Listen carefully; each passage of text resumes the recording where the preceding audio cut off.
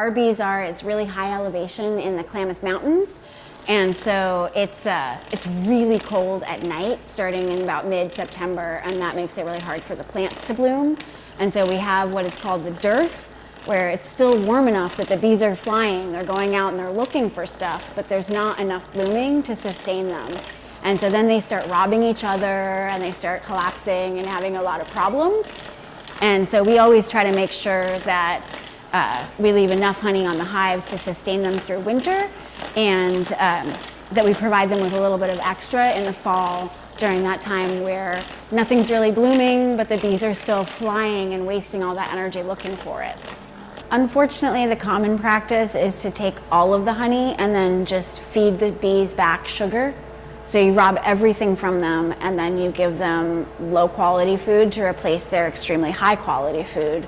And that is the default in kind of big commercial beekeeping operations. And so it's one of the reasons why it's really important to buy honey from your local beekeeper, because a local beekeeper like me is much more likely to be invested in the life of their bees and to care about the lives of those animals more so than the profit. So like we see honey as an incredible gift, a really awesome bonus, but if the bees didn't make any of this stuff, we would still be interested and committed to stewardship for them.